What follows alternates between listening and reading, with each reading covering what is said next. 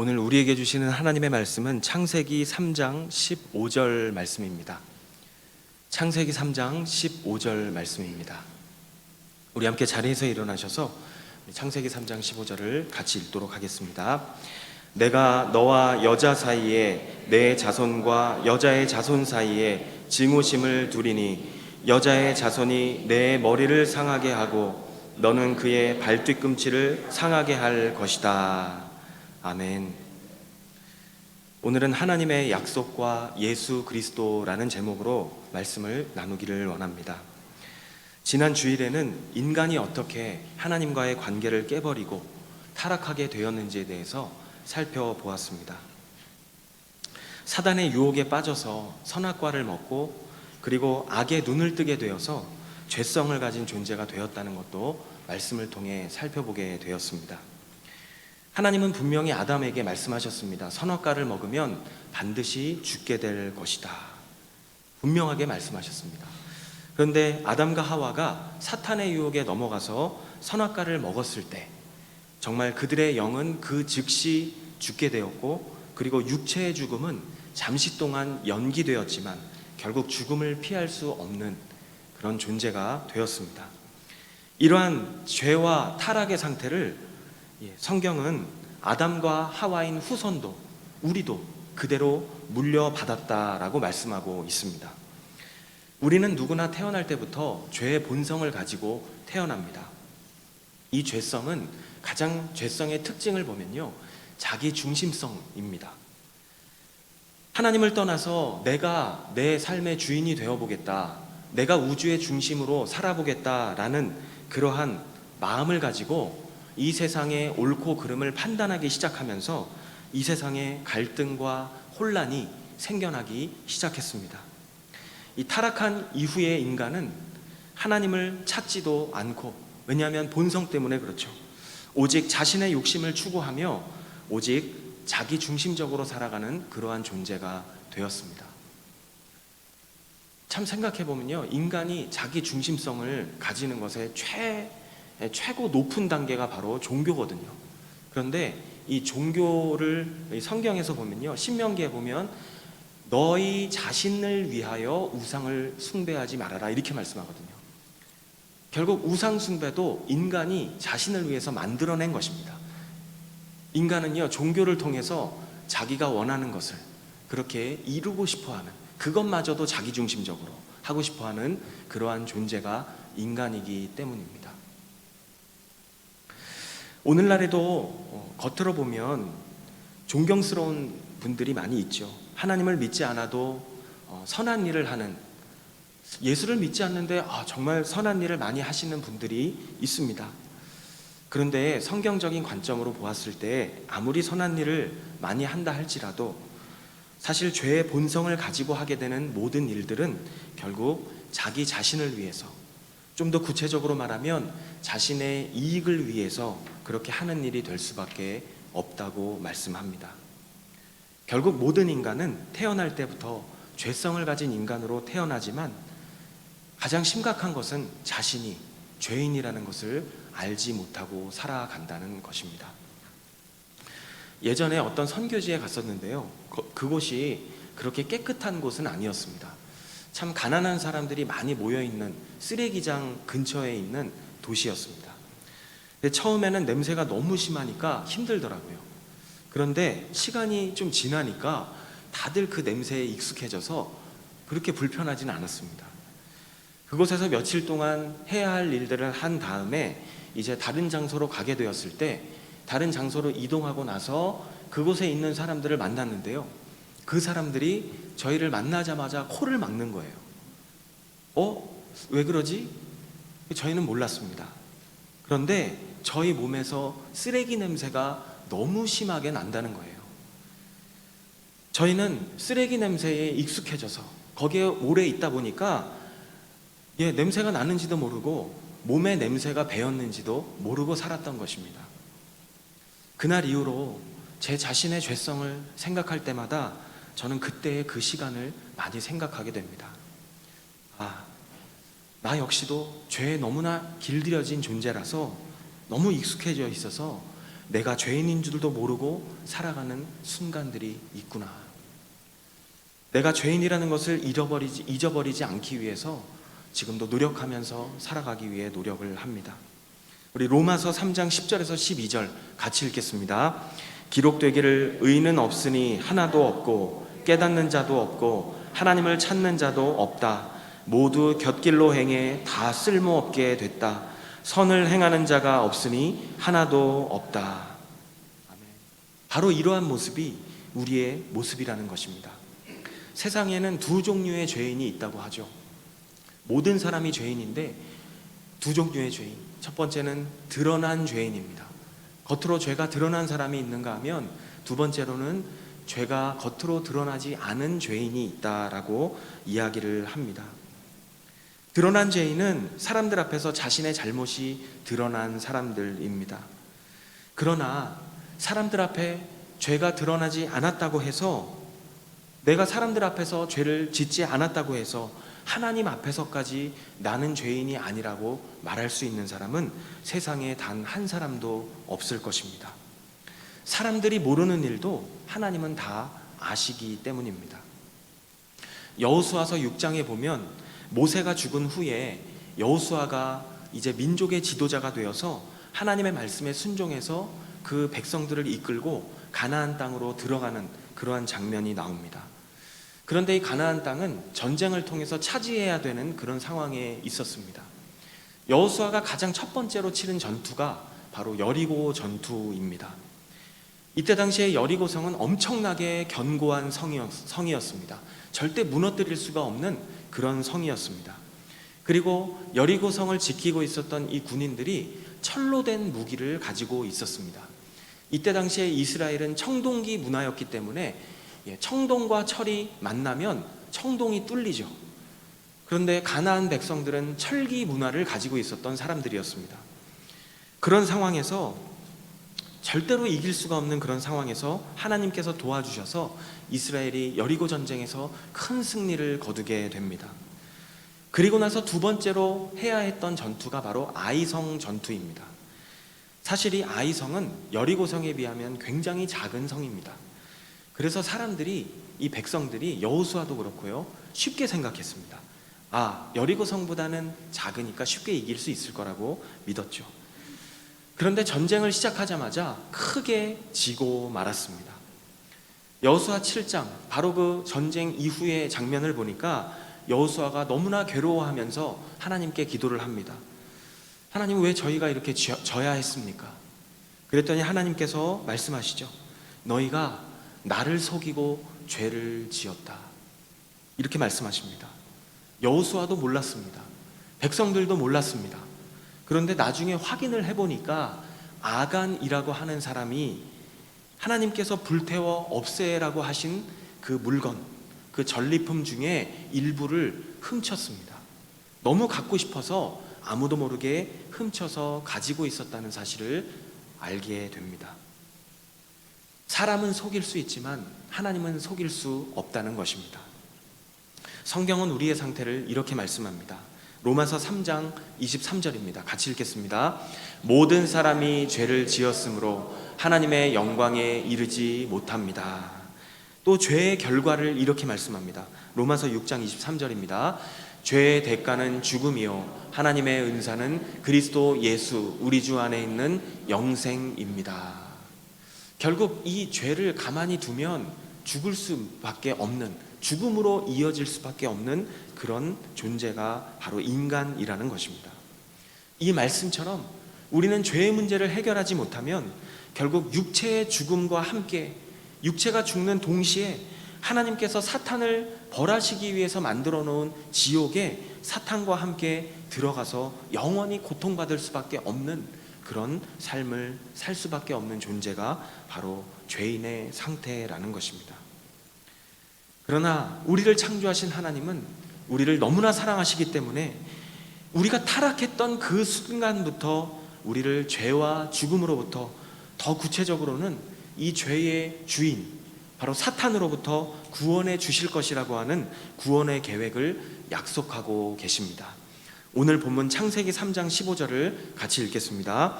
내가 너와 여자 사이에 자손과 여자의 자손 사이에 증오심을 두리니 여자의 자손이 내 머리를 상하게 하고 너는 그의 발 뒤꿈치를 상하게 할 것이다. 아멘. 우리는 이 말씀을 최초의 복음 또는 원시 복음이라고 이야기를 합니다. 왜냐하면 성경에서 가장 처음 등장하는 기쁜 소식이기 때문입니다. 이 구절은 하나님께서 사탄에게 하신 말씀입니다. 이 구절에 여자의 후손, 여자의 자손이라는 이 표현을 보면 영어 성경에 보니까 그가라고 이야기하고 있습니다. 그가 너의 머리를, 사탄의 머리를 상하게 할 것이다, 이렇게 말씀하고 있습니다. 바로 이 그는 예수 그리스도를 암시하고 있는 것입니다. 예수 그리스도가 오셔서 사탄의 권세를 파괴하고 승리하게 만드실 것이다 라고 이야기를 하고 있는 것입니다. 하나님이 지금 약속하고 계시는 것이죠. 하나님은 이 약속을 잊지 않으셨습니다. 그리고 정말 때가 되었을 때 하나님은 아브라함이라고 하는 한 사람을 부르셔서 인류를 향한 구원의 계획을 이루어가기 시작하셨습니다. 하나님은 당연히 아브라함에게도 인류의 계획을, 이 구원 계획을 알려주셨습니다. 창세기 12장 7절 하나님과 아브라함의 약속을 보겠습니다. 같이 읽겠습니다. 여호와께서 아브라함에게 나타나 말씀하셨습니다. 자손에게 이 땅을 주겠다. 아브라함은 여호와께서 자신에게 나타나신 그곳에 제단을 쌓았습니다. 내가 너의 자손에게 이 땅을 주겠다. 내가 너의 자손에게 이 세상을 주겠다. 바로 이 자손은 예수 그리스도를 암시하고 있는 것입니다. 하나님께서는 이미 처음부터 우리에게 예수 그리스도를 보내주시겠다고 약속을 하고 계시는 것입니다. 우리가 몇 주 전에 하나님의 계획을 이야기하면서 우리는 하나님의 계획을 살펴봤죠. 하나님은 이미 이 세상을 창조하시기 전부터 우리를 부르실 계획을 가지고 계셨습니다. 하나님의 자녀들을요 이미 다 정해놓으시고 이 부르실 계획을 가지고 계셨어요. 그러니까 생각해보면 우리가 이 자리에 있는 것도요, 세상을 창조하시기 전부터 하나님의 계획 속에서 우리가 이미 이렇게 부름을 받은, 은혜를 받은 존재라는 것을 우리가 알 수가 있는 것입니다. 근데 하나님께서 구원의 계획 역시도 세상을 창조하시면서부터 이미 그 전부터 계획을 하고 계셨다는 것입니다. 갈라디아서 3장 16절 사도 바울도 이 사실을 이야기합니다. 같이 읽겠습니다. 하나님께서 아브라함과 그의 자손에게 약속을 주실 때 여러 사람을 가리켜 자손들에게 라고 하지 않으시고 오직 한 사람을 가리켜 내 자손에게 라고 하셨는데 이는 곧 그리스도이십니다. 우리가 여기에 있는 것도 신기한데요, 하나님은 이미 철저하게 구원의 계획을 가지고 계셨다는 것 또한 놀라운 일이 아닐 수 없습니다. 하나님은 약속대로 때가 되었을 때 아들 예수 그리스도를 이 땅에 보내주셨습니다. 그런데 왜 처음부터 보내주시지 않았을까요? 갈라디아서 4장 4절에서 5절을 같이 읽겠습니다. 그러나 때가 찾아 하나님께서는 자기 아들을 보내셔서 한 여자에게서 나게 하시고 율법 아래 나게 하셨습니다. 이는 율법 아래 있는 사람들을 구속하시고 우리로 하여금 아들의 신분을 얻게 하기 위함입니다. 이 구절에 보면요, 때가 찾아 하나님께서 보내셨다. 처음부터 보내지 않으셨다는 것입니다. 그리고 언제 보내셨는가 하면 5절에 보니까요, 율법 아래 있을 때, 4절이죠. 율법 아래에 있을 때 예수님을 보내주셨습니다. 인간은요, 역사적인 존재입니다. 인간만이 역사를 가지고 있어요. 하나님께서는요, 이 역사를 통해서 인간이 어떤 존재인지를 철저하게 깨닫기를 원하셨습니다. 그리고 그렇게 충분히 깨달았을 때 예수님을 보내주셔서 하나님께서 우리를 구원하시겠다고 하는 그 의지를 확실하게 보여주시기를 원하셨습니다. 그렇다면 그 역사를 한번 간략하게 성경의 역사를 살펴보기를 원합니다. 예수님이 이 땅에 오시기 전까지 어떤 일들이 있었는가? 먼저 아브라함을 부르시죠. 그러면서 약속하신 내용을 같이 읽어보겠습니다. 창세기 12장 3절 말씀입니다. 너를 축복하는 사람에게는 내가 복을 주고 너를 저주하는 사람에게는 내가 저주하리니 땅의 모든 족속이 너로 인해 복을 받을 것이다. 아멘. 이미 아담과 하와 이후에 그 태어난 인류는 하나님을 잊어버리고 사는 세대가 되었습니다. 그런 상황에서 하나님을 인정하지 않고 하나님을 따르려고도 하지 않고 그런 상황에서 하나님은 구원의 공사를, 구원의 계획을 아브라함이라고 하는 한 사람을 부르시면서 새롭게 시작하셨습니다. 아브라함과 이렇게 약속하시죠. 너를 축복하는 사람을 내가 축복할 것이고 너를 저주하는 사람을 내가 저주할 것이다. 이게 무슨 의미일까요? 무슨 말일까요? 이 말의 뜻은요, 아브라함아, 내가 너의 삶을 통해서 나의 존재를 드러낼 것이다. 너가 나와 함께하는 삶을 이제 살게 될 것인데 너를 저주하는 사람을, 그건 나를 저주하는 것이기 때문에 내가 저주할 것이다. 너를 축복하는 사람은 나를 축복하는 것이기도 하기 때문에 이제 내가 너를 어떻게 축복하는지를, 너를 축복하는 사람을 또한 내가 어떻게 축복하는 것인지를 내가 보여줄 것이다. 이제 아브라함은 더 이상 혼자만의 삶이 아니라는 것입니다.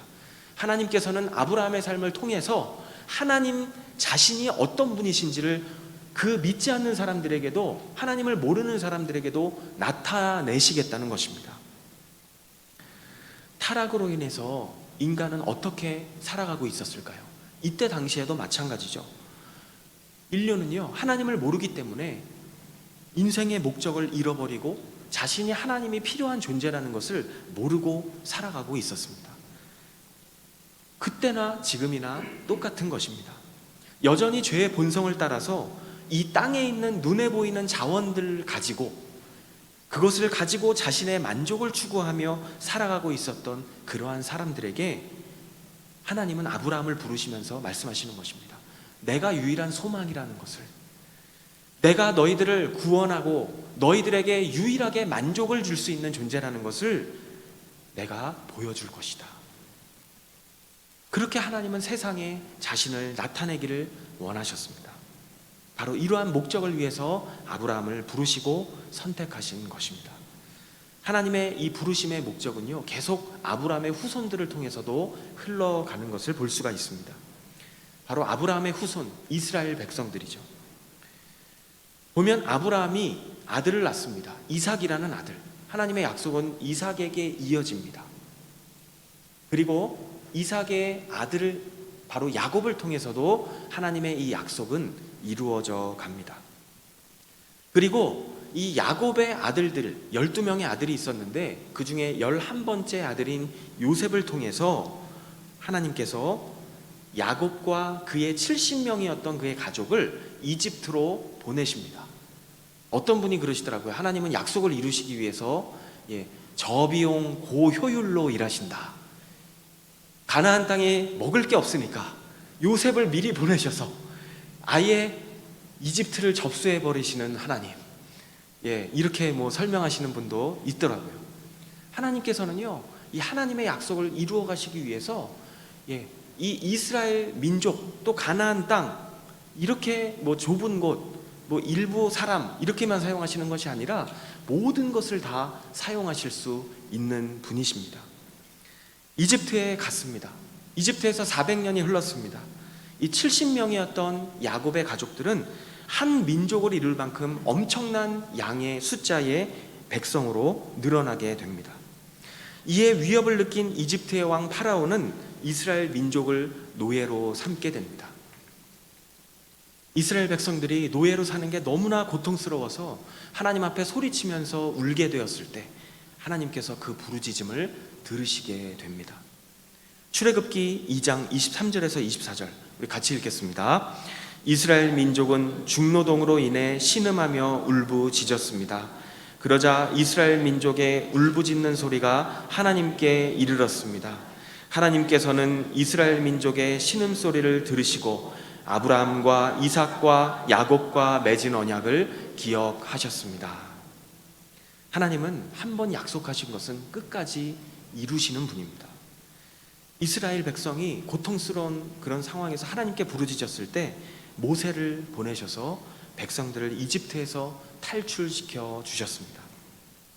그리고 이집트에서 탈출했던 이 백성이 시내산에 머무르게 되었을 때 하나님께서는 모세를 통해서 아브라함과 했던 약속의 내용을 다시 한번 말씀하셨습니다.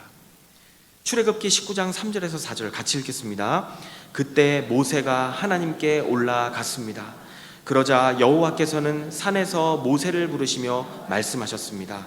너는 야곱의 집에게 말하고 이스라엘 자손들에게 말하여라. 여기서 보니까 이스라엘 백성들을 야곱의 집이라고 부르십니다. 이 야곱은 아브라함의 손자를 이야기합니다. 하나님이 아브라함에게 하셨던 이 약속을 아직도 기억하고 계시다는 것입니다. 이어서 5절과 6절을 같이 읽겠습니다. 그러니 이제 너희가 내게 온전히 순종하고 내 언약을 지키면 너희는 모든 민족들 가운데 특별한 내 보물이 될 것이다. 온 땅이 다 내 것이지만 너희는 내게 제사장 나라 거룩한 민족이 될 것이다. 너는 이 말을 이스라엘 백성들에게 전하여라. 이 약속의 내용을 보면 아브라함과 하셨던 약속의 내용과 다르지 않습니다. 하나님은 이스라엘을 선택하신 이유를 분명하게 말씀하십니다. 이스라엘 백성들이 가는 곳마다 하나님이 어떤 분이신지를 나타내고 알려주는 제사장 나라. 제사장은 하나님과 사람 사이를 연결해주는 그런 존재, 그런 사람이 바로 제사장이죠. 바로 이스라엘 민족이 제사장 나라다. 내가 너희를 제사장 나라로 불렀다. 거룩한 민족, 거룩하다는 뜻은 구별되었다는 뜻입니다. 세상의 다른 민족들과는 다르게 내가 특별하게 너희를 구별해서 불렀다라고 말씀하시는 것이죠. 그러면서 다른 민족들과 다리 역할을 해달라라고 하나님께서 부르신 것입니다. 그 역할을 잘 감당하면 특별한 보물처럼 대해 주신다는 것입니다. 하나님은요, 지금도 하나님의 자녀들을 바로 이러한 역할로 부르셨습니다. 우리가 하나님 안에 있을 때 안정감을 누리는 것, 그것도 하나님께서 주신 축복이지만 또한 하나님께서 우리의 삶을 통해서 세상 속에서 하나님을 드러내는 삶을 사는 것, 하나님은 그러한 부르심을 위해서 이 자리에 있는 우리도 부르셨다는 것을 생각해 볼 수가 있는 것입니다. 이스라엘 백성을 이렇게 부르셨을 때 이스라엘 백성들이 이렇게 대답합니다. 출애굽기 19장 8절 같이 읽겠습니다. 백성들은 다 함께 응답하며 말했습니다. 여호와께서 말씀하신 대로 우리가 다 행하겠습니다. 모세는 그들의 대답을 여호와께 가져갔습니다. 우리가 다 하나님의 말씀대로 행하겠습니다. 이렇게 아브라함과의 약속이 이스라엘 백성들에게도 동일하게 흘러가는 것을 볼 수가 있습니다. 하나님은 정말 이 구약의 역사를 보면 이스라엘 백성을 너무나 아끼고 사랑해 주셨습니다. 특별히 이집트를 탈출할 때 하나님은 초자연적인 기적을 많이 보여주셨습니다. 10가지 재앙, 그리고 우리가 아는 절대 건널 수 없는 홍해를 하나님은 가르게 해주셨고, 그리고 그 하나님께서 가른 상태에서 백성들이 건널 수 있도록 도와주셨습니다. 이게 바로 하나님의 구원이죠. 자신의 힘으로 빠져나올 수가 없습니다, 이집트를. 그런데 하나님의 절대적인 능력으로, 전적인 힘으로 이집트를 탈출할 수 있도록 구원해 주셨습니다. 그리고 광야에서 어떻습니까? 광야에서 불기둥과 구름기둥으로 하나님은 백성들을 보호하셨습니다. 조금도 버틸 수가 없는 그곳에서, 그리고 먹을 것이 없는 그곳에서 만나와 메추라기를 내려주셔서 하나님은 그들이 굶지 않게 해주셨습니다. 하나님은 이렇게 특별한 사랑으로 백성들을 구원해 주시고 지켜주셨습니다. 그렇게 구원해 주신 후에 이제는 그들이 더 이상 노예가 아니라고 말씀하십니다. 이제는 너희들은 나의 백성, 나의 시민이다 라고 이야기하십니다. 그러면서 구원해 주신 이후에 나의 백성대로 살아야 한다라고 하면서 주신 것이 바로 율법입니다. 율법을 주시면서, 하나님 나라의 법을 주시면서 이야기하시죠. 이 율법을 잘 지키면 내가 축복을 해줄 것이고, 지키지 않으면 너희들은 저주를 받게 될 것이다. 이것이 하나님께서 그들과 하셨던 약속이었습니다. 여기서 우리가 다시 한번 말씀드리는 것은 기억해야 할 중요한 사실은 하나님께서 율법을 주시기 전에 이미 하나님의 은혜로 이 이스라엘 백성들을 구원해 주시고 선택해 주셨다는 것입니다. 이미 구원을 받은 것입니다. 율법은 이미 구원받은 자들에게 주어진 것입니다. 하나님은 율법을 주실 때 이스라엘 백성들이 하나님의 은혜로 이미 구원을 받은 사람들이라는 것을 꼭 말씀하시고 나서 율법을 주셨습니다. 십계명을 주시는 장면을 같이 읽겠습니다. 출애굽기 20장 1절에서 3절입니다. 그리고 하나님께서 이 모든 말씀을 하셨습니다. 나는 너를 이집트에서 종살이하던 집에서 이끌어낸 내 하나님 여호와다. 너는 내 앞에서 다른 어떤 신도 없게 하여라. 2절에서 분명히 말씀하시죠. 나는 너를 이집트에서 종살이하던 집에서 내가 이끌어냈다. 내가 내 힘으로 너희를 이끌어냈다. 구원해냈다. 너희는 내가 구원한 자들이다. 그러면서 십계명 첫 번째 계명을 주시죠. 너는 내 앞에서 다른 어떤 신도 없게 하여라. 이것을 강조하시는 이유가 있습니다. 아무 조건 없이 백성들을 구원해 주셨다는 사실을 절대 잊지 말라는 것입니다. 율법을 지켜야 되는 이유, 그것은요, 하나님께서 나를 구원해 주신 그 은혜에 감사하는 마음으로 율법을 지켜야 한다라는 것입니다. 율법을 보면 하나님이 어떤 분이신지를 알 수가 있습니다. 율법의 가장 큰 특징은 세상 사람들과 다른 모습으로 살아가라라는 것입니다. 하나님의 백성답게 구별된 모습으로 살아라라는 것을 알 수가 있습니다.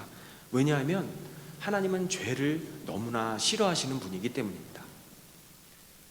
그래서 하나님은 율법 안에 제사를 드리는 그 법들도 함께 알려주셨습니다.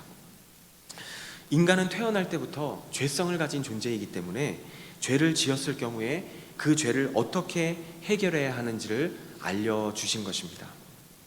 레위기에 보면 흠 없는 동물, 흠 없다는 것은요, 아주 깨끗한 것을 이야기하는 것이죠.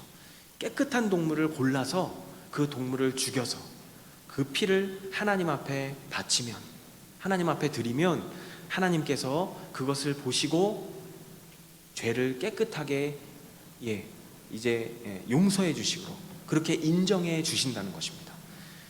하나님 앞에서 우리는 태어날 때부터 죄인인데 이미 원래 죄인이죠. 그런데 하나님의 은혜로 선택을 받고 구원을 받았고, 그럼에도 불구하고 하나님의 자녀도 죄를 지을 수 있기 때문에 살면서 지은 그 모든 죄들을 하나님 앞에서 해결하는 방법이 바로 제사인 것입니다. 하나님은 이 이스라엘 백성들이 하나님 앞에 제사를 드릴 때마다 죄가 얼마나 무서운 것인지를 알고 죄를 짓지 않기를 원하셨습니다. 죄 없는 동물이 죽을 때마다 내 죄를 생각하라는 것입니다. 나 때문에 또 죄 없는 동물이 죽는구나. 죄를 멀리하고 죄가 얼마나 무서운 것인지를 알기를 원하셨습니다. 그런데 인간이 어떤 존재입니까? 죄성을 가진 존재입니다.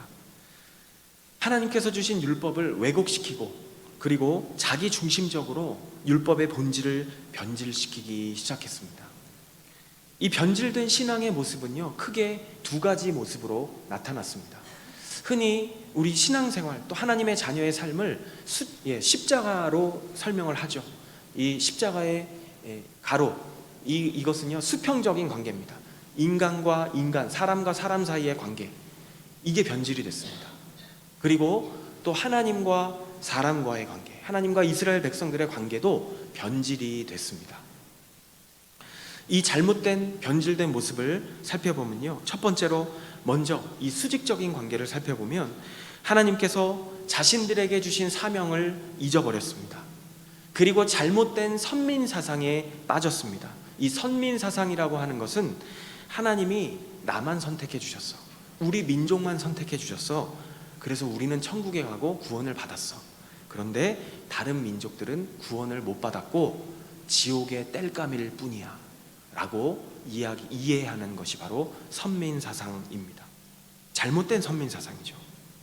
마치 자신들이 특별하게 하나님께 선택받을 만한 사람들이기 때문에, 대단한 어떤 이유가 있기 때문에 선택을 받은 사람처럼 행동하기 시작했다는 것입니다.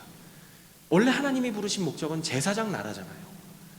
하나님을 드러내야 되는 거죠. 전하고 드러내야 되는데 이미 자신들 안에 갇혀버린 존재가 되었습니다. 신명기 7장 7절에서 8절 같이 읽어보겠습니다.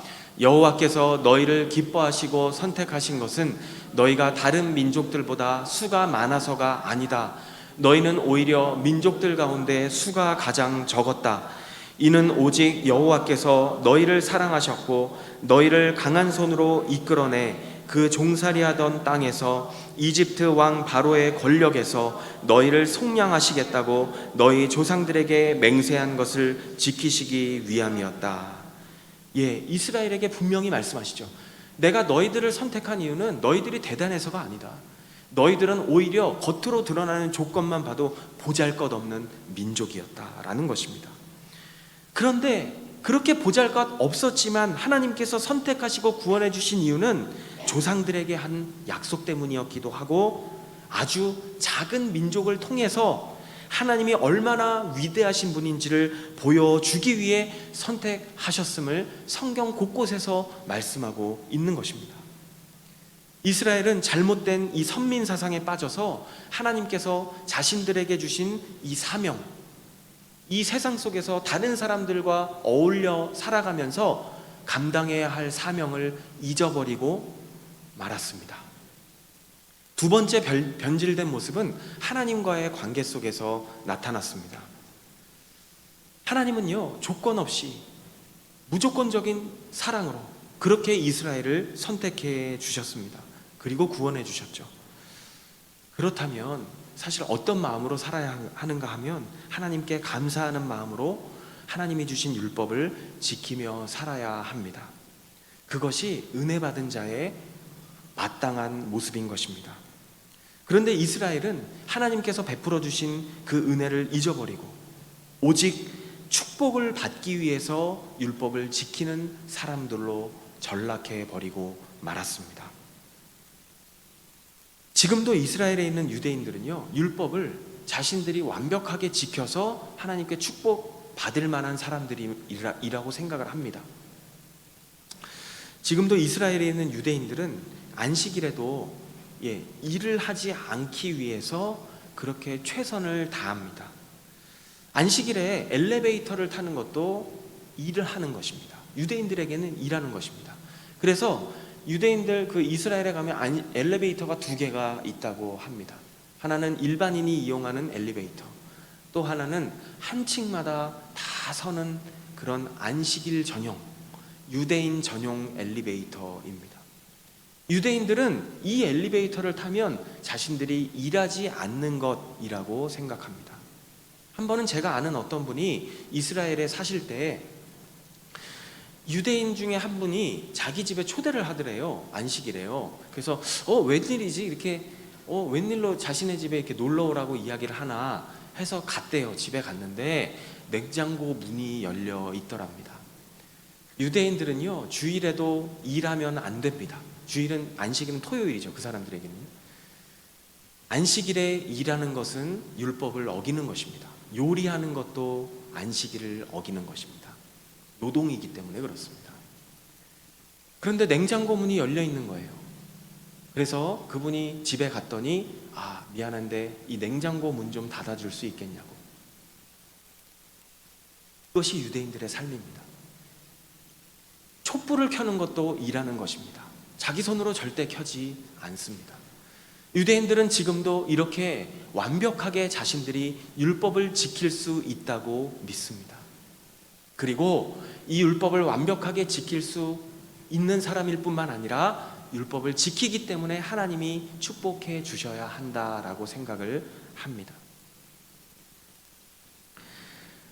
하나님과의 관계가요, 바로 기브앤테이크로 전락해버리고 만 그러한 모습을 보게 됩니다.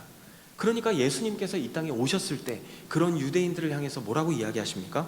두 가지 이야기를 통해서 유대인들의 상태를 말씀하시는 것입니다.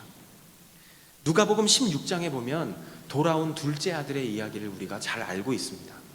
그런데 그 이후에 나오는 이야기를 보면 첫째 아들이 등장을 합니다.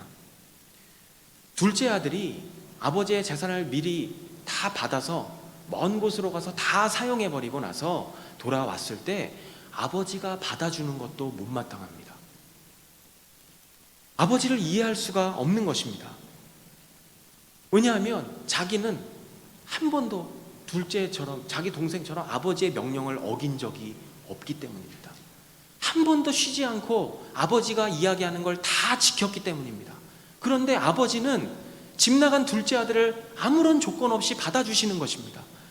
그러니까 아버지가 너무 밉고 못마땅한 것입니다. 첫째가 아버지께 불평을 하죠. 막 불평을 하니까 누가복음 16장에서 아버지가 첫째 아들에게 뭐라고 이야기합니까? 아들아, 내 것이 다 네 것이 아니냐? 우리 그런 관계 아니냐? 너와 내가 아버지와 자식의 관계가 아니니? 내가 말하지 않아도 우리는 그런 관계인데 너는 왜 자꾸 기브 앤 테이크의 관계로 생각을 하니? 라는 것입니다. 또 유대인들의 이 상태를 보여주는 성경 구절이 있습니다. 바로 포도원 품꾼들의 비유, 마태복음 20장에 나오는 말씀입니다. 과수원에서 포도를 수확할 때가 돼서 이제 주인이 일꾼을 구하기 위해서 오전 9시에 시장에 나와 보니까 할 일 없는 사람들이 있습니다. 그래서 한 데나리온을 주겠다고 약속을 합니다. 한 데나리온은 아침부터 저녁까지 일하면 받을 수 있는 금액입니다. 그래서 오전 9시에 그렇게 약속을 하고 일당을 주기로 약속을 하고 포도원으로 들어가서 일을 하도록 합니다. 그런데 난 12시에 나와보니까 또 노는 사람들이 있는 거예요. 그래서 이 사람들에게도 한 데나리온을 주겠다고 약속을 하고 포도원으로 들여보냈습니다. 오후 3시에 또 시장에 나와보니까 일하는 사람들이 또 있는 거예요.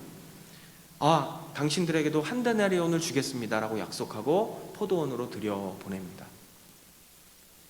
나중에 오후 5시에도 시장에 나와 있는 사람들에게 거의 하루가 끝나가는 시간인데도 불구하고 일해줄 수 있겠냐고, 내가 한 데나리온을 주겠다고 그렇게 약속을 하고 포도원으로 들여보냅니다. 그리고 하루가 이제 끝났을 때 사람들을 부릅니다. 그리고 주인은 이 사람들에게 일당을 주라고 말합니다. 관리인은 제일 늦게 온 사람부터 일당을 줍니다. 사람들이 다 보니까 제일 나중에 온 사람이 한 데나리온을 받는 것입니다. 근데 마음에 은근히 기대를 하기 시작합니다. 나는 이 사람들보다 더 일찍 왔으니까, 더 많이 일했으니까, 주인이 기뻐하는 행동을 많이 했으니까 나는 더 많이 받겠지. 그런데 그 사람들보다 조금 더 일찍 온 사람에게 돈을 주는 걸 보니까 똑같이 한 데나리온을 줍니다. 그렇게 아침에 가장 일찍 왔던 사람에게도 한 데나리온을 주는 것을 보고 사람들이 불만을 갖기 시작합니다. 왜 일찍 온 사람들에게 더 잘해주지 않느냐는 것입니다. 그러니까 주인이 이렇게 말하죠. 내가 선한 것이 너희들 눈에 거슬리느냐? 내가 이 늦게 온 사람들에게 선을 베푼 것이 너희들의 마음에 그렇게 들지 않느냐? 라고 말씀을 하십니다. 바로 일찍 온 사람들이 유대인입니다. 하나님은 처음부터 아브라함을 선택하실 때부터 하나님의 마음은 이스라엘 민족을 자식처럼 대해 주셨어요. 그런데 이스라엘은 이 죄성 때문에 하나님을 기브 앤 테이크의 관계로 생각하기 시작했습니다. 먼저 구원해 주시고 아무 조건 없이 구원해 주시고 자녀 삼아 주셨는데 인간은 그것을 온전히 신뢰하지 못했습니다. 하나님이 주신 율법은 은혜 받은 것에 대한 감사함으로 지켜야 되는데 자신이 축복받기 위한 조건으로 지켰습니다. 그렇게 따지는 사람들이 되어버린 것입니다. 이렇게 유대인들의 마음이 딱딱해져 버렸습니다. 이런 상태가 바로 구약의 역사입니다. 하나님은 하나님의 마음을 제대로 이해하지 못하는 이 백성들을 보시면서 너무나 안타까워하셨습니다. 이사야 49장 15절 말씀입니다. 같이 읽겠습니다. 어머니가 자기의 젖먹이를 어떻게 잊겠느냐? 자기 태에서 낳은 아들을 어떻게 가엾게 여기지 않겠느냐? 혹시 그 어머니는 잊어버려도 나는 너를 잊지 않겠다. 이것이 구약시대에도 여전히 동일하게 백성들을 향해서 가지고 계시는 하나님 아버지의 마음인 것입니다. 이것이 하나님의 솔직한 마음이죠. 하나님은 처음부터 이스라엘을 자식으로 사랑했는데 타락한 인간은 죄성으로 인해서 하나님의 사랑을 올바로 이해하지 못하고 자기중심적인 모습을 가지고 하나님의 사랑과 은혜를 바라보게 되는 것입니다. 이러한 연약한 인간의 모습을 성경을 통해서 알 수가 있습니다. 그러나 하나님은 이러한 우리의 모습을 우리 스스로 확인하게 하신 후에 그래도 끝까지 내가 너희들을 포기하지 않겠다라고 이야기하십니다. 그리고 그 약속을요 구약시대부터 다시 한번 확인시켜 주십니다. 에스겔 11장 19절에서 20절 같이 읽겠습니다. 내가 그들에게 한 마음을 주고 그들 속에 새로운 영을 불어 넣을 것이다. 내가 그들에게서 돌같이 굳은 마음을 제거하고 살같이 부드러운 마음을 줄 것이다. 그리하여 그들로 하여금 내 규례를 따르게 하고 내 법령을 지켜 행하게 할 것이다. 그러면 그들이 내 백성이 되고 나는 그들의 하나님이 될 것이다. 돌처럼 굳어버린 마음을 내가 아주 부드럽게 할 것이다. 나의 마음을 몰라주는 그 너희들의 마음을 내가 변화시킬 것이다.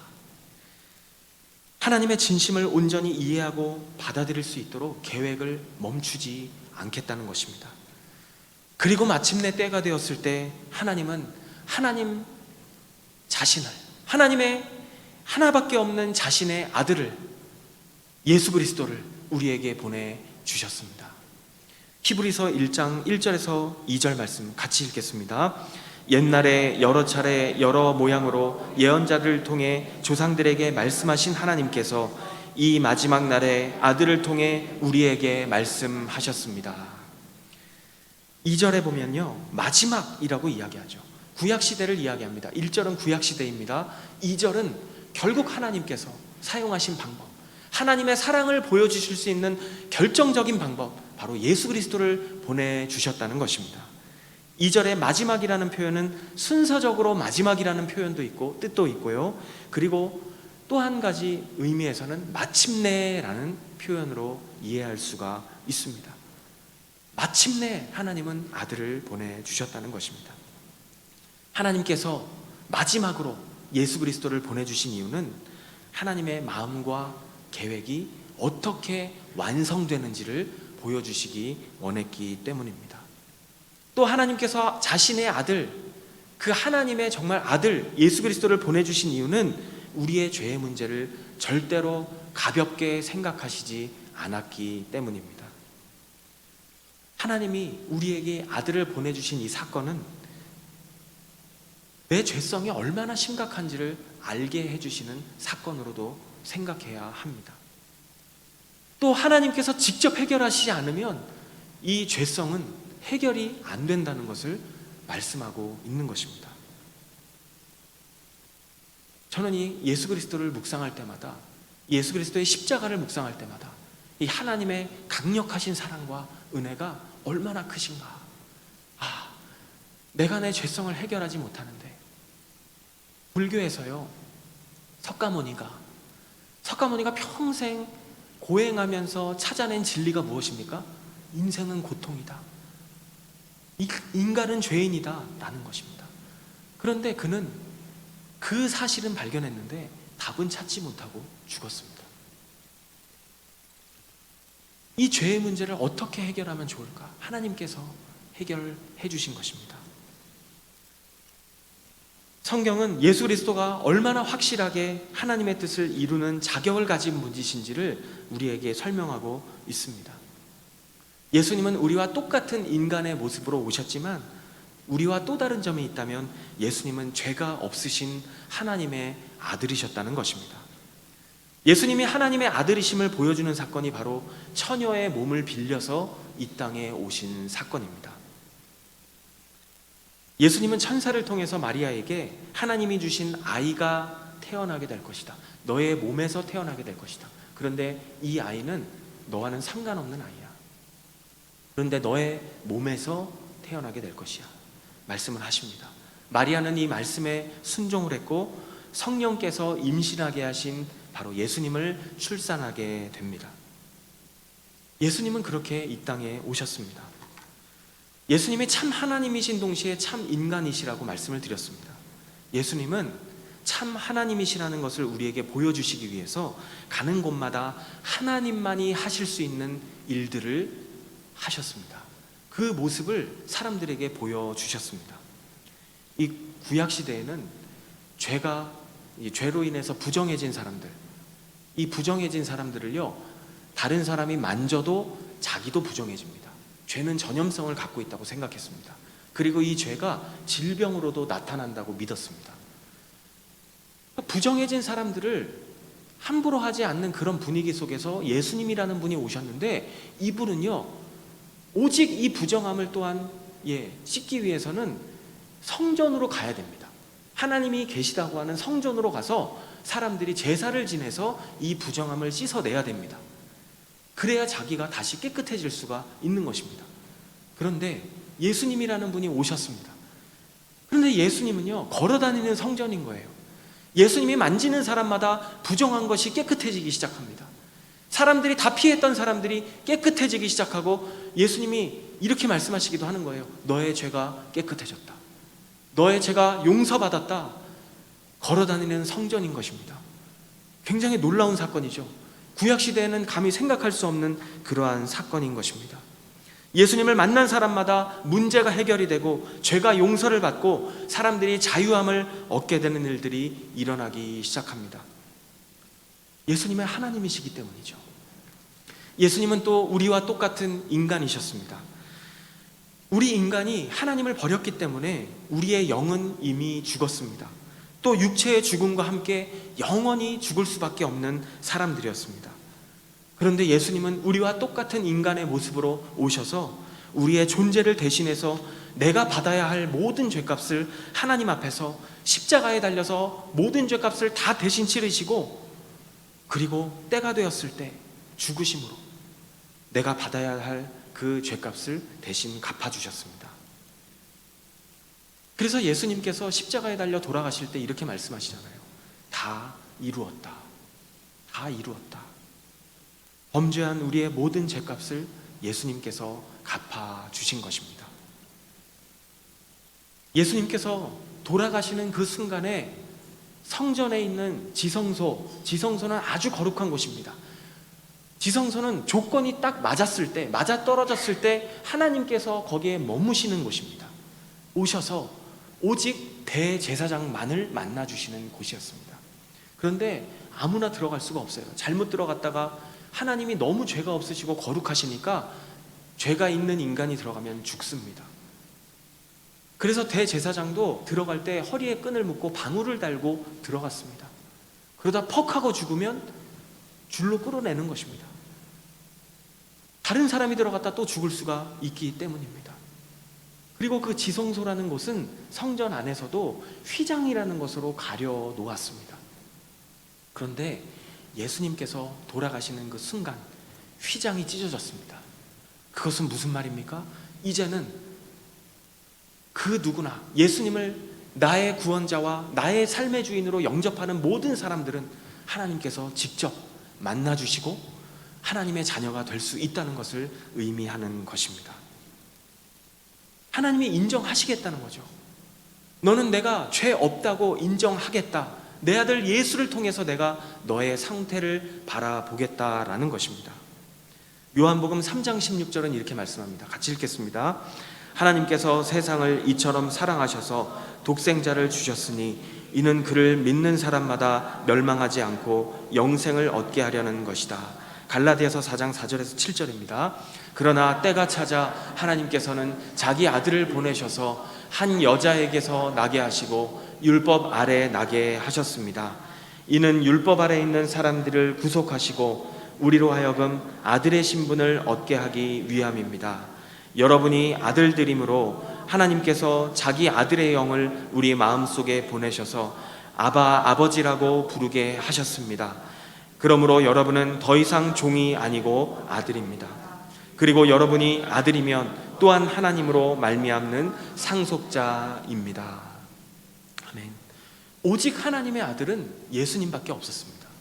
그런데 예수님께서 우리에게 오셔서 우리를 대신해서 내가 받아야 할 모든 죄값을 대신 치르심으로 하나님의 자녀가 되게 하셨고, 그리고 예수님을 믿으면 하나님의 자녀가 될 뿐만 아니라 하나님께서 아브라함에게 주셨던 그 축복, 그 사명과 더불어서 주실 모든 인생에 책임져 주시는 모든 부분들을 우리의 삶에도 동일하게 그렇게 적용시켜 주시겠다고 약속을 하셨습니다.